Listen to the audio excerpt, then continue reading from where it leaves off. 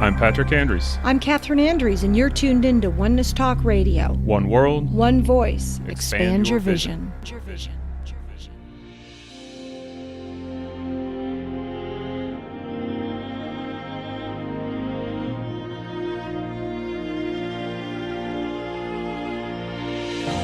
Welcome to Spirit's Journey, coming to you live on Truth Frequency Radio and simulcast on Oneness Talk Radio. Your hosts are Patrick and Catherine Andrews. Join us each week as we explore a wide range of metaphysical topics such as dreams, astrology, intuitive readings, and life purpose. You'll receive practical guidance so that you can live your most awesome life. Learn more about what we do at intuitiveschool.com and connect with us on Facebook at Spirit's Journey Radio.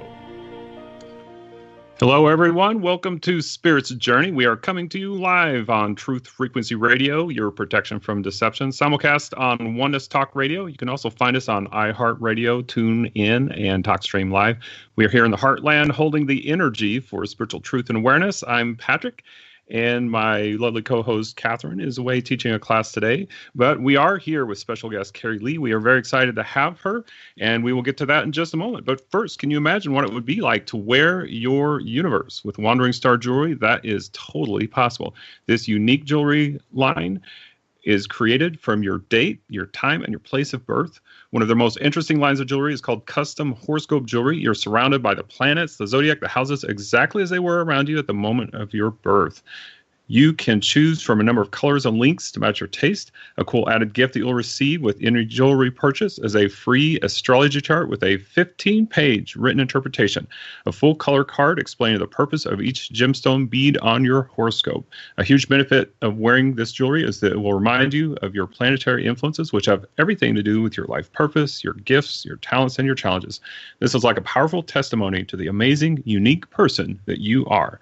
So, for our listeners, you have a 10% off offer from Julie at Wandering Star Jewelry. Just use the code SAVE10 and go to wanderingstarjewelry.com. So today we have special guest Kerry Leigh. Kerry, are you there with us? Hi, Patrick. Yes, I'm here. Can you hear me good? We can hear you just fine. So we're very excited to have Kerry on today because we go way back. We've been friends for a very long time through our intuitive school up in Chicago. And today we're going to be talking about A Course in Miracles and Mindshifters, which is a fantastic topic for those of you that are interested in spiritual growth and development. So, Kerry, how would you even describe A Course in Miracles to somebody that you're talking to about it for the very first time?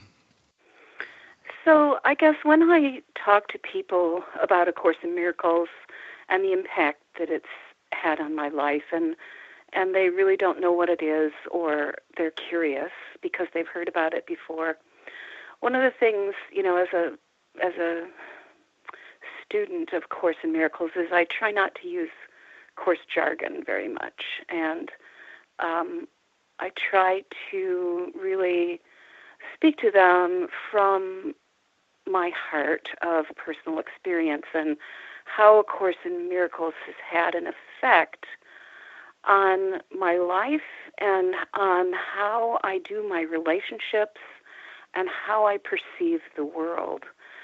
So, for example, I have some cousins that we were together with over the holidays where, family gatherings, lots of those interpersonal relationships, and I was just talking in general about, had they heard about a book that I had really enjoyed called The Holographic Universe by Michael Talbot. And it was one of the first things that I had read many years ago that started to open my eyes about the idea of oneness and of connection, and how we're all sort of pieces of the one, if you like.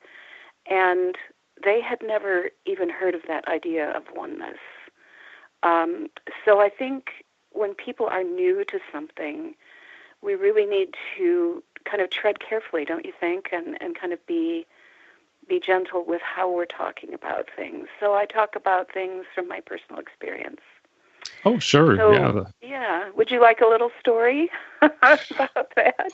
Oh, definitely. Before we get into that, though, I just wanted to make one quick comment. Holographic Universe, I read that too. That's an excellent book. And that predates The Matrix, right? Yes, it does. Right, but it has a lot of similarities, I find, which is really basically how our consciousness is actually, creating our experiences. It's understanding how much our perceptions really play into our experiences. Would you say that's kind of the gist of it? I really would, because it's really about how matter has consciousness, all matter has consciousness, and what's the nature of reality. And I think it got me to look to see that what I had always thought of as reality wasn't necessarily correct. And I think this was the first mind-blowing book that I kind of, some of those ideas that led me then to A Course in Miracles. So I guess everybody's life is a journey, and my journey to A Course in Miracles started with the breakup of my marriage back in, the sort of mid-'80s, I guess. And I was definitely looking for something that would comfort me, but at the same time challenge me to go a little bit outside of the traditional boundaries of the religion traditional religion that I had kind of been brought up with, that didn't resonate with me any longer, pretty much after my teenage years. And I think that's a lot of people's experience, is that, we're hungering for something deeper. And what has always impressed me about religion is that I think there are some core truths that are shared by most religions, and then what they do is they kind of package them up in these packages of separateness. And that was where I started looking. I started seeing these packages of separateness, and then I started taking that concept and bringing it into all different aspects of my life and saying, wait a minute, there's all of this separateness, and I've always had this internal longing for connection on some deep level that was never being satisfied. And so when I had heard about A Course in Miracles a few times, and I didn't really know what it was, and then a friend of mine at the time had studied it, and she said, let's do a little book group. And so I sat down with a group of people for 2 or 3 years, and we started reading from the beginning. And when I first delved into the book, what I'd like to say to beginners is that the language of A Course in Miracles is in many ways kind of poetic, and the language is also going back and forth between different levels of mind. And so some people think it's contradictory, but it's actually not. It can talk on the level of the ego and where we are as separate individuals living in this world of illusion, and then it also talks about that level of oneness of spirit, of peace, and divine love, and how what we have done in our lives is we have created here in this world of matter that we have created is the ultimate in the ego separation. And we will do anything to defend that. So, including attack in various forms, whether it's through wars or it's through attacking our neighbor or something, or our partner. So, what I began to learn through A Course in Miracles was projection, the concept of projection, which I'll talk about in a minute. The idea that sin is a construct of ego. And really, sin, what Michael Ryce says and what we'll be talking about in the second half of the show, sin is just a kind of way of saying, hey, I'm off the mark here. I think they used to use that word in archery. It means you're off the mark. And it's not something that you need to be guilty and be punished for. So guilt and punishment, sin and fear are the attributes of living in the separation. And what we're doing here is we're always striving towards being the expression of who we truly are, which is love. We are love. That's who we are. And we have this mask and this body that we have created. And we created that through what the Course in Miracles calls a tiny mad idea, which was, hey, maybe we can do this ourselves without God. And so then we created this whole world of the universe. And there's a book out there, too, called The Disappearance of the Universe by Gary Renard, which people might find a really approachable way to understand the metaphysics of the Course. So projection, sin, we live in a world of special relationships where they're exclusive, they're based in jealousy and attack, and where the concept of love is very quantitative, that, there's only so much love to go around. And I don't know, you've heard of people even who really, really embody this and are jealous of their partner's relationships with their children, their family. They keep people away from their family, all of that kind of thing, or they're jealous of other things that they put their attention to. And A Course in Miracles really has us start to look at the possibility that, oh my gosh, we could actually shift that and take what we're learning about love and create holy relationships, where instead of this exclusivity, quantitative thing, it's qualitative, it embraces everyone, and we are love. That's what we are. We're this active presence of love rather than something that we do. It's what we are. So we take our relationships through A Course in Miracles, and we use our relationships kind of as our training ground to learn the unreality of sin. And we do this through the tool that A Course in Miracles uses, which is forgiveness. And the Course in Miracles has a textbook, and it has a workbook, which has daily lessons.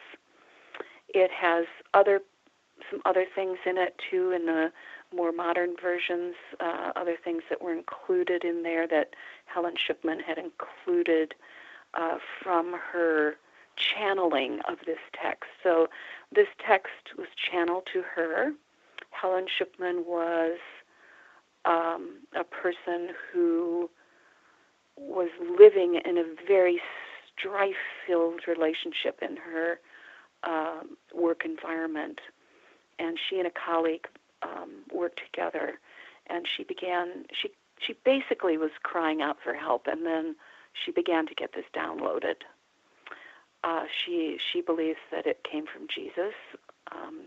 She was a Jewish woman who had not been practicing religion, so it was kind of ideal. She didn't have any.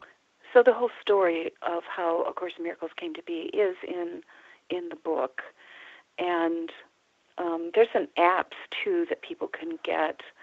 I have the workbook. If you go to A Course in Miracles on any app store, I have ACIM Remind, which is it's daily lessons, reminders. You can set your timer. You can read your daily lessons. And then there's another one, too, which is the whole text in A Course in Miracles, if you don't want to haul a big book around. But wow, that sounds like. Yeah, I think for beginners, starting with A Course in Miracles and some of the concepts, I would say you might be interested in going to the Foundation for A Course in Miracles, which is facim.org. And there's a little booklet. It's not very expensive. It's called A Talk Given on A Course in Miracles, an Introduction. And Ken Wapnick studied with Helen Schucman from the very beginning when she started putting her scribing of A Course in Miracles together, and has been a teacher since then and has published the book. He recently passed away a couple of years ago, but he's got an extensive body of work. And this little booklet really is good because it talks a lot about the basic metaphysics of the Course, about one-mindedness, right-mindedness, and wrong-mindedness. And so in this ego world, we're living in a state of wrong-mindedness, and what A Course in Miracles is working to get us toward is right-mindedness, so that eventually we will all be in one-mindedness, and that includes all of us together.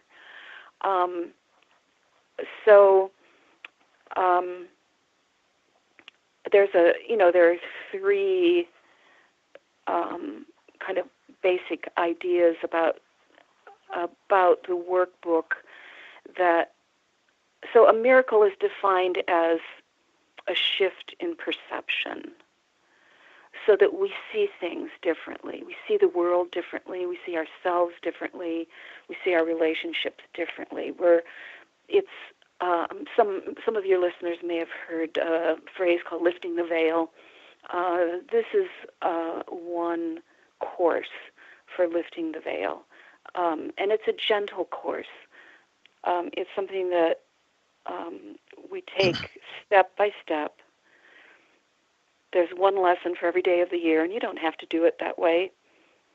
You can do more than one day to do a lesson, but you need to do, that's the minimum, is one day per lesson. And it's a gradual lifting of the veil, shifting our perceptions.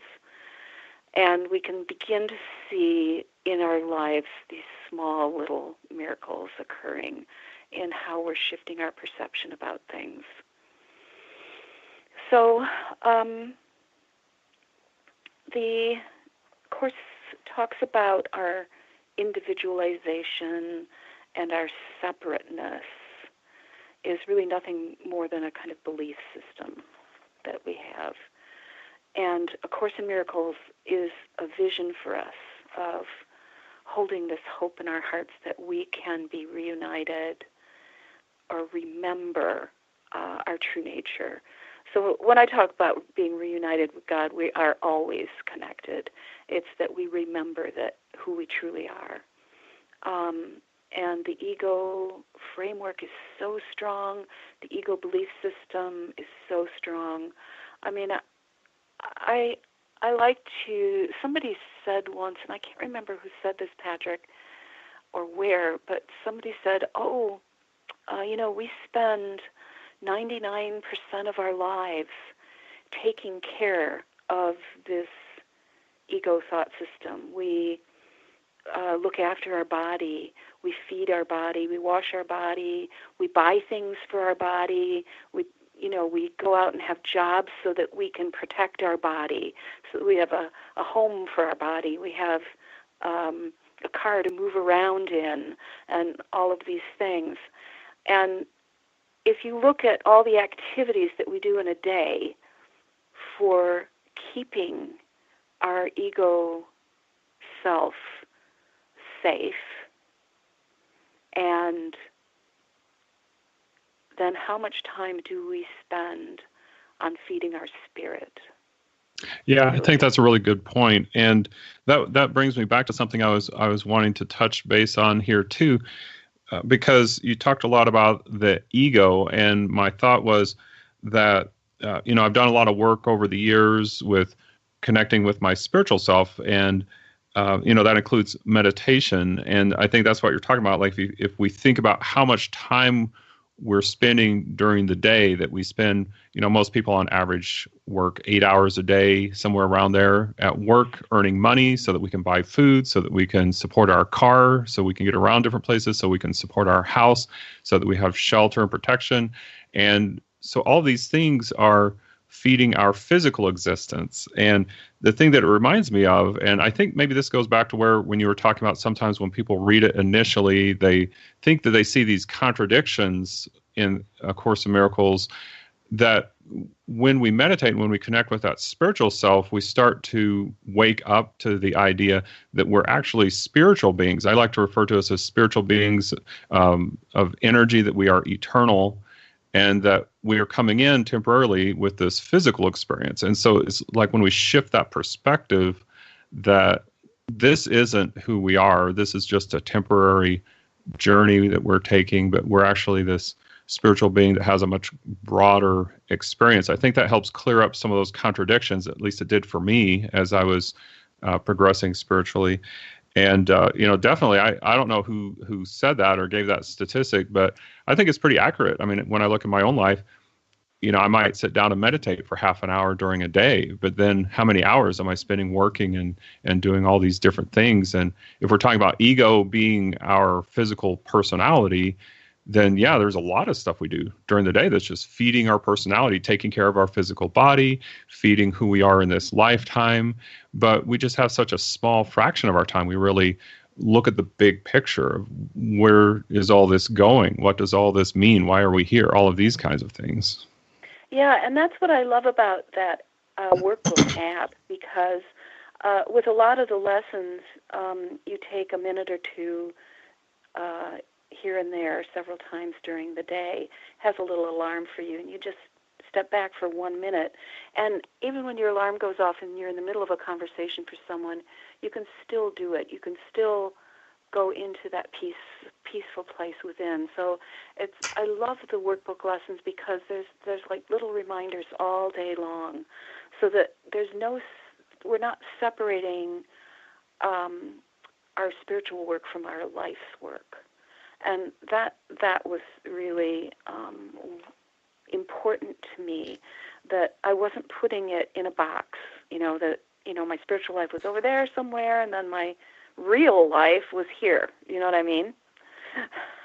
Yeah. Right, exactly. I really love the Buddhist philosophy. I don't remember exactly when I came across that, but I'd been meditating for years, and then I started talking to some Buddhists, and they commented that they don't refer to taking time out of your life to go meditate, that everything in your life is supposed to be mindful. So when they're doing the dishes, they're being very mindful about it. When they're sweeping the floor, they're being very mindful. And when they go do what we call meditation, they call that just going to sit. So yeah, I thought just that going was to sit. great. That's right, which is great. It is. And I remember even when I was a teenager, I think I was 15 years old, and I read something in a book. This was before I got hooked into feminism as my religion at one point. And I remember reading something, and I think it was a Buddhist text that said, when you're peeling the potatoes, just peel the potatoes. Mm-hmm. Because we're doing so much else in our minds, right? Oh, yeah. Wishing we weren't peeling the potatoes, or thinking about this or that, or, it's like, be mindful. Be mindful in every moment. So I had wanted to talk a little bit, I don't know how much time we have left, but about the idea of projection. Oh, we have a couple of minutes before the break, but you can go ahead and get started, and we'll just finish it up when we get back. Okay, so the Course in Miracles talks about projection, and it's even in the Bible, and I'm sure it's in other spiritual texts as well. Projection is, we need to really understand how our mind turns things backwards on us. So when we get upset, we project outwards. So projection is taking something that's inside of us and saying, hey, it's not really there, it's outside of me, it's in someone else over there. I'm not the one responsible for my misery or unhappiness. You are. So that's why that's a form of attack. A projection is a form of attack too, and then our ego can make sure that we're separate and special. So we can then either begin to separate from that other, either physically or psychologically. And psychologically is still a form of separation. It's just seemingly more subtle. And that when we're projecting, we're generally projecting things like our fear, rage, that kind of thing. There's only two emotions, according to A Course in Miracles. One is love and one is rage. And anything that is not love, one is love and one is fear. So anything that is not love is fear. Even a mild twinge, of annoyance or something, it's all the same. There's no degree, really, of difference within that. And okay. Actually, this is a good place to pause for just a moment. We're going to be going into the break. So while we're in the break, I would like to invite you to go to tfrlive.com and check out our show page at Spirits Journey Radio. You'll notice at the top right, there's a little box there where you can become a supporter of Truth Frequency Radio. And 50% of your proceeds helps us support our show as well. So please help support Truth Frequency Radio and Spirits Journey. And this is Spirits Journey with Kerry Leigh as our special guest. And we are also simulcast on Oneness Talk Radio. We'll see you on the other side.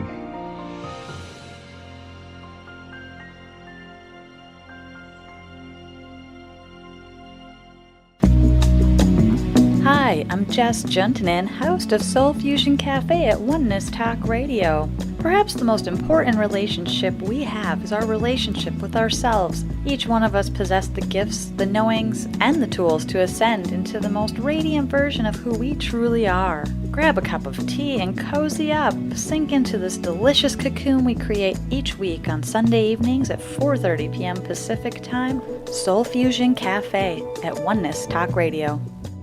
Do you have a product or service that assists humanity? Oneness Talk Radio is your unique opportunity to reach a responsive audience. Marketing budgets need to show value, and as a community of positive intention and commitment to planetary evolution, sponsorship of Oneness Talk Radio makes perfect sense. Our current sponsors are enjoying positive returns and increased customer flow. Epoch Lasers is one of those sponsors, and here is the owner sharing from Twin Flame Divine Fire. The interest levels have definitely increased. People are acquiring the devices and are quite satisfied, and we are back from patients as well that are happy with the result. Imagine the expansion you can enjoy as a sponsor of a single show or the entire network. Discover how you can honestly stretch the value of your advertising dollars with our affordable rates and vast worldwide audience. Just send an email to Sandra at onenesstalkradio.com today. That's Sandra at onenesstalkradio.com.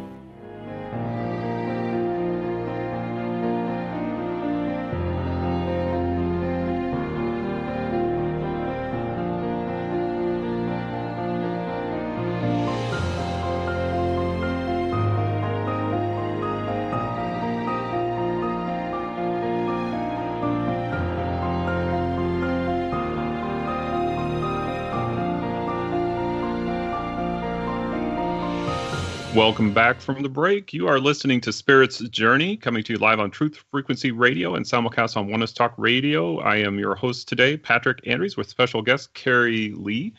But first, would you like a tool to help you manifest more in your life? We've got something for you that is not only practical, but also very beautiful. Destiny Jewelry from Wandering Star. This is jewelry that is a line of talismans that you can use as meditation tools to manifest in specific realms of your life. They identify areas most people are working with, such as transformation, empowerment, health, money, love, stress relief.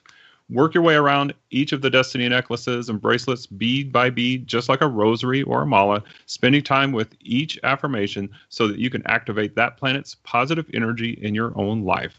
Julie at Wandering Star is offering our listeners a 10% off discount. Just use the code SAVE10 on WanderingStarJewelry.com. Again, that's SAVE10 on WanderingStarJewelry.com. So we are back with Kerry Leigh. We were just talking about projections and A Course in Miracles. And so, Kerry, when we're talking about projections, this is a term that I've heard used, and a lot of times people refer to a projection being when you recognize a part of yourself in somebody else, or when you're maybe attacking someone. I think you use the word attack, and sometimes it can come across as an attack, but the person recognizes that it's really something within yourself that you're bringing out rather than something about them. Would you say that's accurate?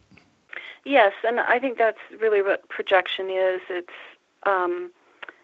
taking that thing that's inside of us, saying it's not really there, because that's what the ego wants to do to protect you, that it's outside of us in someone else.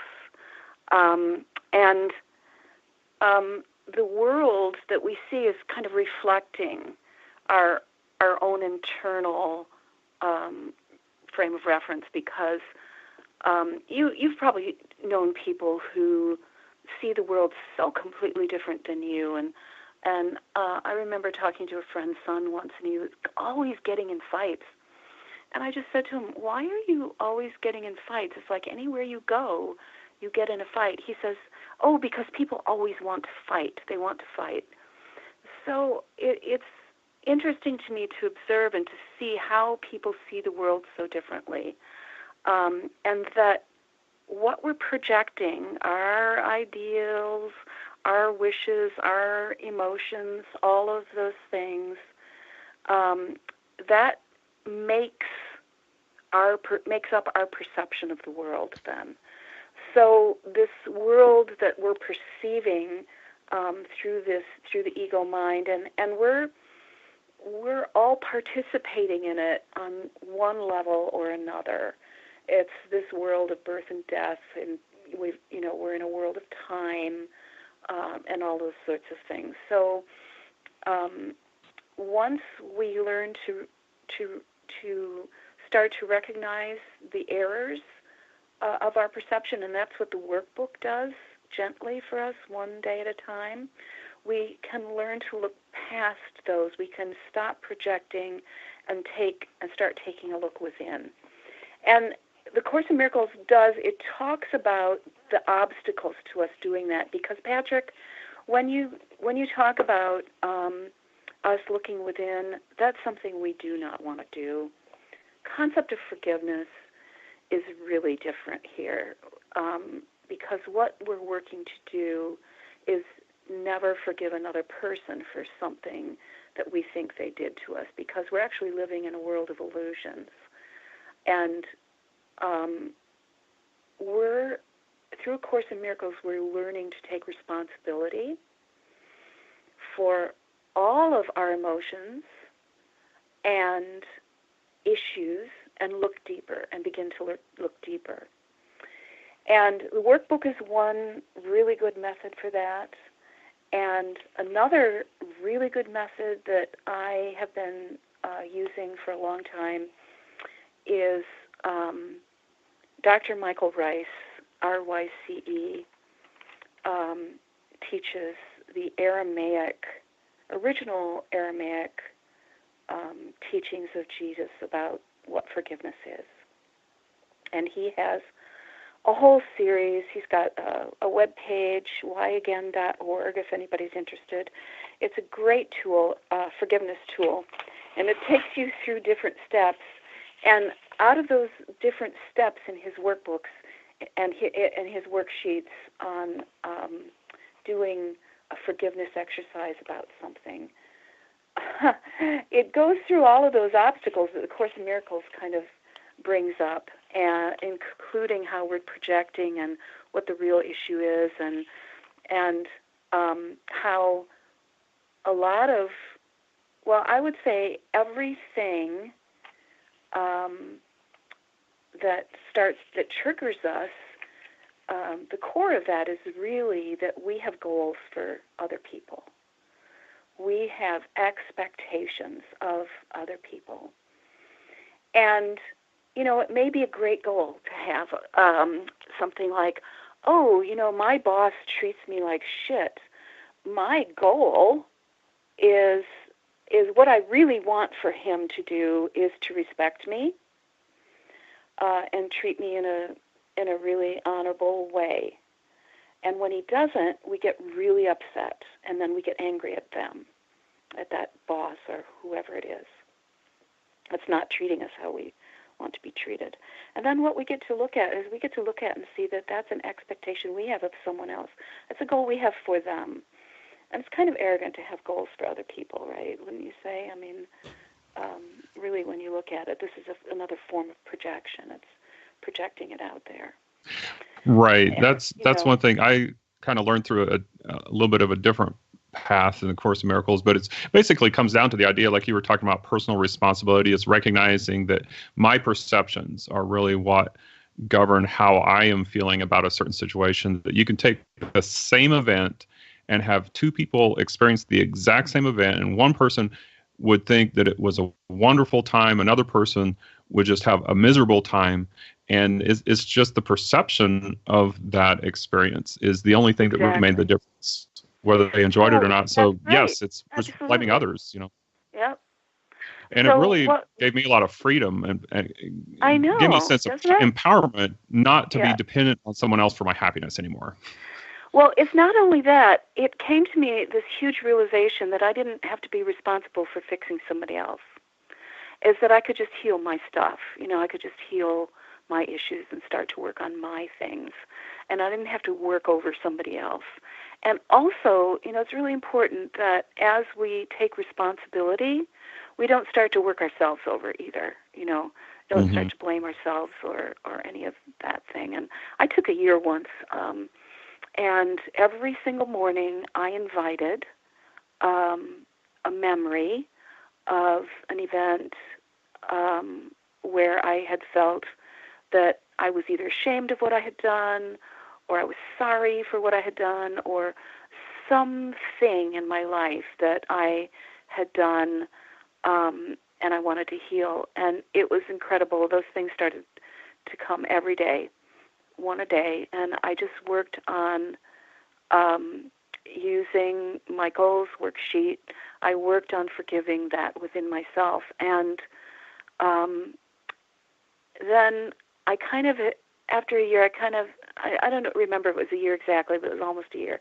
I kind of had enough. I was tired. I needed to sit back and do a little synthesis. And when I stopped inviting it, it stopped coming. It's kind of amazing how the mind works and how spirit works. Mm-hmm. But A Course in Miracles uses Holy Spirit for us. Holy Spirit is our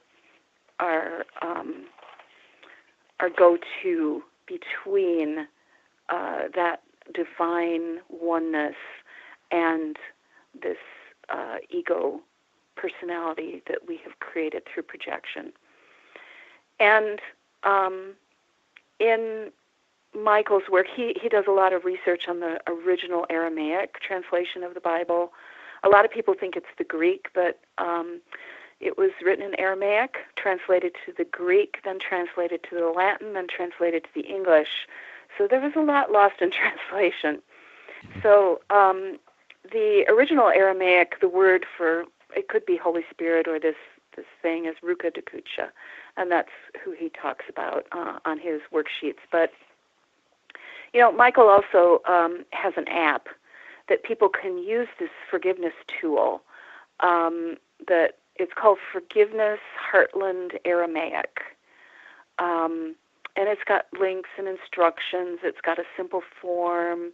It's got a Dragon Klingon game for kids. It's very cute. And he's also got a YouTube video called ACIM, which is A Course in Miracles. ACIM, What is the World? And you can just Google that with his name on there, Ryce, R-Y-C-E, a 40-minute video that links his whole Aramaic forgiveness process with A Course in Miracles. And one of the things that Helen Schiffman said when she was kind of scribing A Course in Miracles was that Jesus indicated to her that it was a correction of some of the misinterpretations on many levels. So I think we have to get away from this idea that we're forgiving other people. That is one of the mistakes of forgiveness, because that level of forgiveness where we forgive other people presumes a kind of arrogance that we're better than them. And it's the way religions have taken this idea of forgiveness, and we have to forgive other people. Really, what we're doing is we're forgiving and releasing. We're actually releasing all of those things inside of us that are creating our emotional reactions to things. Like you were talking about, there can be an event that occurs, and all events are actually neutral, but we give every event all the meaning that it has for us, and that's one of the lessons in the workbook.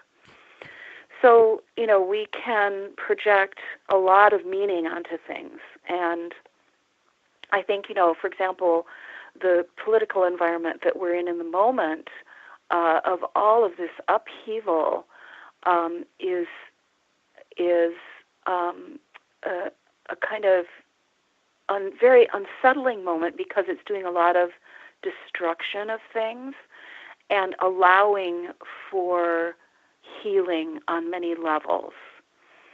So, for example, the Me Too movement and all of that which was hidden is now coming out to be healed.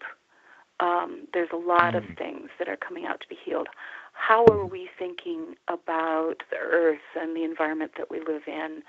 Are we going to make a commitment to healing our earth, or destroying it more and more? So we're living in this duality, this universe of duality, and the more positive things there are, the more negative things. It's all kind of balanced out. So we're just needing to really hold the space as light workers. We need to hold that space within us. We need to heal. That's our purpose here, I believe. That's definitely my purpose, is to heal that stuff within me, because then my ability to be that light, love and light, and be expansive with that grows in every moment. And it affects everyone, and that's something that we learned in, the School of Intuitive Arts and that you had, and all those other things that we've done together, is being that light, being that beacon of love. And in order to do that, we need to heal those things within us and take responsibility for them without beating ourselves up. And inviting Holy Spirit in, this is a really important thing. Inviting the Holy Spirit to assist us with giving up those goals we have for other people, and with seeing the depth. So as I was doing some of Michael's worksheets, I try and start people off on little things, but often they jump to the big things.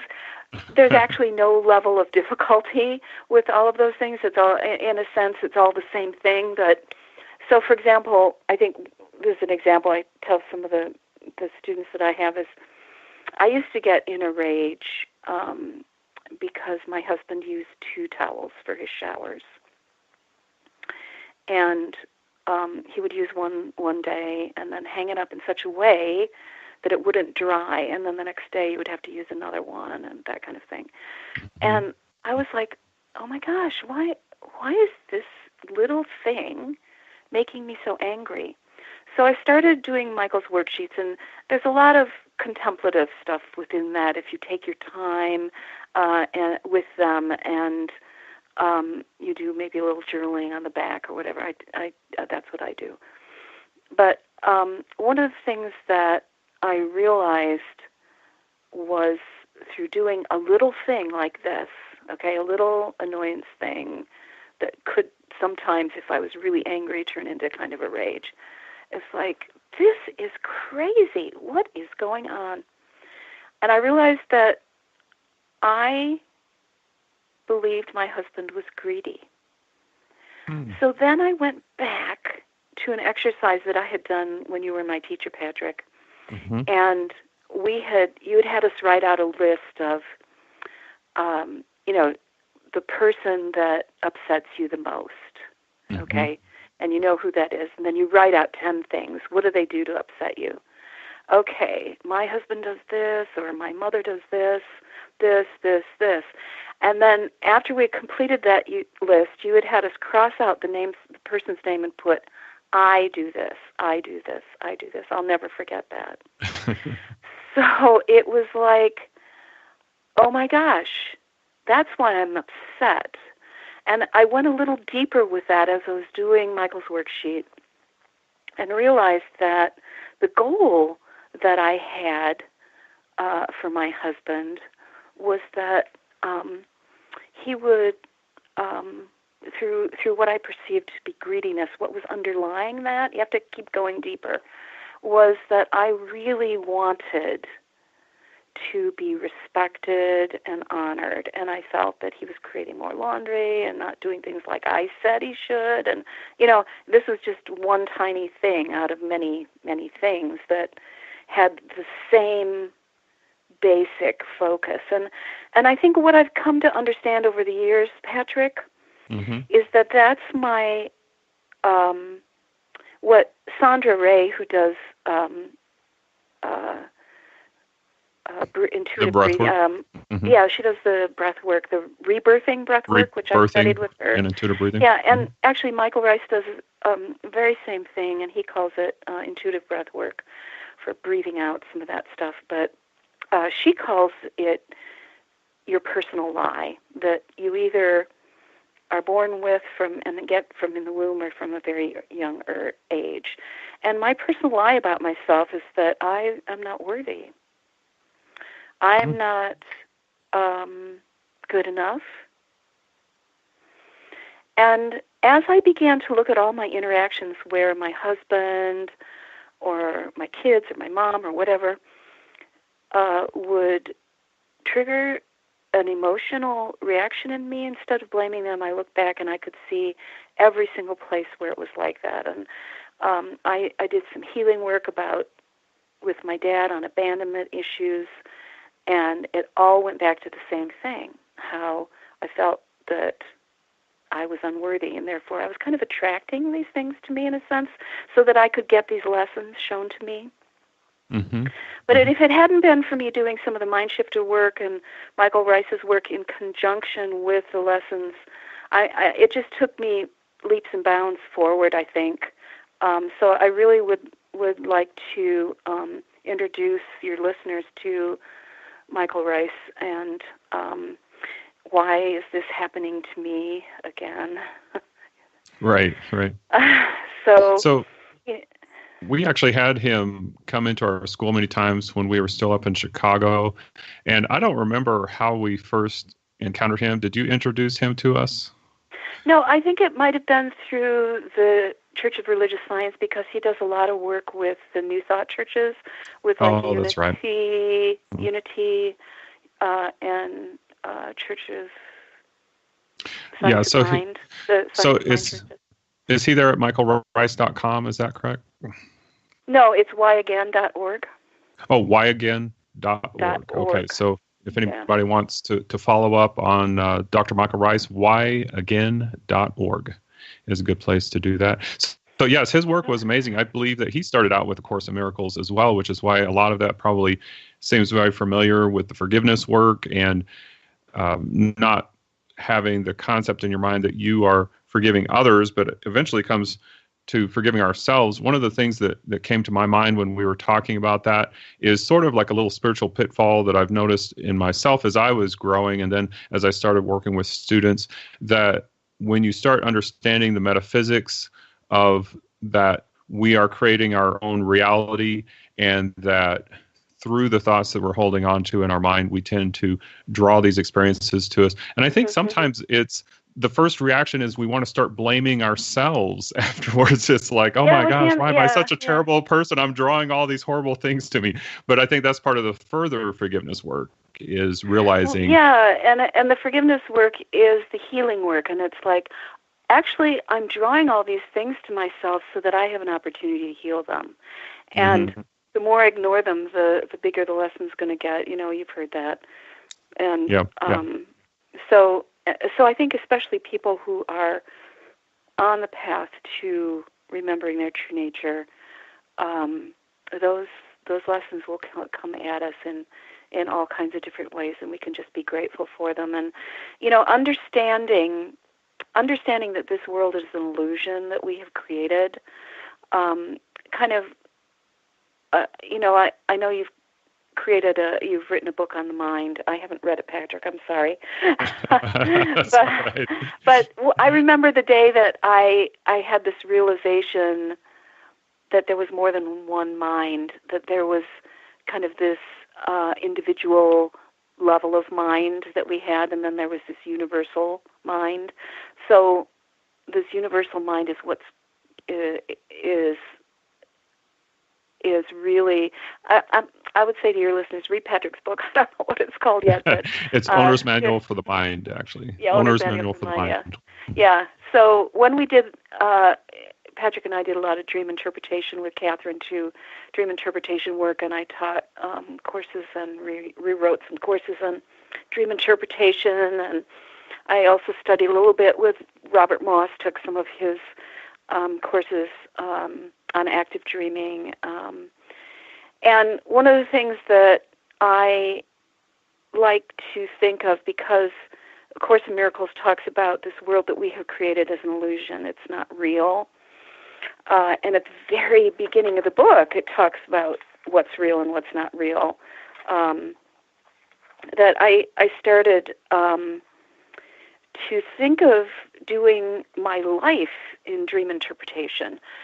So the type of dream interpretation that we've been doing, you and I, Patrick and Catherine, really has been using universal language of mind. And one of the things that I learned with Robert Moss was that, there's the universal language of mind, and then there's also personal symbols. And I also learned this through the Temple of Kriya Yoga in Chicago. When I studied there, I studied their dream class there. So we also have personal symbols. But that I started interpreting my life using this universal language of mind. And it really started to give me some insights into the nature of illusion. And where I am now, so I haven't written any books. I'm not anybody famous. I'm just somebody here, like, struggling through this journey. And where I am now is with an incredible wonderment and awe at the power of the ego to deceive, so that we can even come to this place of thinking that, we're a spiritual person, but really what we are is a spiritual ego that we're acting on. So we have to be really careful, and even some of the great spiritual yogis could fall into that trap, and so there is a trap too that we need to look at and make sure that we're not projecting that out also onto the world. Kerry, it's been a blast talking to you this afternoon, and I want to really thank you for coming on. I feel like we could just talk about this for hours. It's really interesting stuff. So I want to thank you again for coming on. Oh, you're so welcome. I really enjoyed it, and I wish we'd had time to take some calls, but maybe another time. Definitely. All right. So for our listeners out there, if you're still looking for a gift, or you're starting to look for a gift for Valentine's Day or for Mother's Day, think about the Mommy Jewelry line with Wandering Star Jewelry. These custom multi-strand necklaces feature strands for kids, mom, and dad. You can get them personalized. I also love their zodiac jewelry. They have all 12 zodiac signs. This jewelry helps to harness the zodiac signs' special energy, balance the strengths and weaknesses. Each one has features a pewter bead with the zodiac symbol. Next to it is a semi-precious stone that represents the ruling planet. And so you can go to wanderingstarjewelry.com and use that code SAVE10. Well, we are at the end of the show, and we'd like you to go to our Spirits Journey radio page on Facebook and like it so that we can be part of your life. Also, you can study with us at intuitiveschool.com. This has been Spirits Journey Live on Truth Frequency Radio. This is a Oneness Moment with Jess Juntunen on Oneness Talk Radio. Expand your vision. This is a meditation connecting to the heart. If you're in a place that is safe to do so, allow yourself to close your eyes if you feel comfortable doing that, and just begin by following your breath in and out, and just noticing your breath. And as you do, become conscious of what it feels like as it enters the lungs and leaves the lungs, feeling it as a beautiful crystalline light that you're inhaling it through the nose and exhaling through the mouth. And feel this crystalline light that you're inhaling, traveling and circling up into the top of your crown of your head, down into your belly and filling your lungs, and exhaling out into the world. And with this crystalline light, begin to feel a beautiful energy of love, entering, filling you, and leaving you. You are a vessel, and you are becoming this energy of love as it fills you. And it travels on and touches each and every being on the planet, and you are feeling this incredible love for all beings as you follow your breath in and out, in and out, and you come into the center of your heart. In the center of your heart, you feel this beautiful, radiant blue jewel, a blue jewel that is shining. Feel the energy of it, see it in your mind's eye, experience it in whatever way you want to, in any way that feels right. You might just have a knowing, you might have a feeling, you might have a sense of sight or sound. But know that there's this beautiful blue jewel in the center of your heart, and you're connecting to it now. And you breathe and feel this beautiful balance coming in and around you, connecting to your breath and connecting to your heart. Connecting these two energies connects you to the eternal field of the universe, the field of the soul, the field of your divine nature, your cosmic connection. And feel this jewel in the center of your heart, this balance and harmony, and you feel around you these harmonic tones, and they swirl around you. And you notice and feel yourself as in a temple. And in this temple, you gaze about you, and feel through the top of the roof where there's an opening, all of this beautiful energy coming down and filling this temple and filling you. It's a beautiful golden energy. Feel this filling you up. Feel this sustaining you. Feel this as a pulse, all of your cells vibrating, all of your being coated in this beautiful golden light. Anything dissolving or sloughing off that doesn't serve, and just feeling this divine vibration and that connectedness to the blue jewel in the center of your heart. And this blue jewel is emanating a beautiful light that connects with the golden light all around, and you are infused and filled and supported as you go about the rest of your day, taking a few more mindful breaths, feeling your beautiful body here and bringing a smile to your face, telling yourself thank you for taking this moment to connect to the blue jewel in the peaceful center of your heart. Namaste. Learn more about Jess Juntunen at her host page, right here at onenesstalkradio.com. Hi, I'm Alan. And I'm Sandra. Together, we host Twin Flame Divine Fire every Saturday afternoon from 2 to 4 Pacific. Our journey started with the discovery that we were twin flames, but it's become much, much more than that. It has been said that there are many paths to ascend the mountain, and that's what we offer you each and every week. We feature spiritual teachers, authors, and musicians. We also bring you everyday people that have come to the realization that life isn't quite what it appears to be. We know deep within ourselves that we've chosen to be on this planet at this time to assist humanity to remember who we truly are. No matter where you are on the journey, it's our desire to give you the tools for your self-ascension with informative guests and a lot of laughter. So join Sandra and me every Saturday afternoon, 2 to 4 Pacific on Twin Flame Divine Fire, right here on Oneness Talk Radio.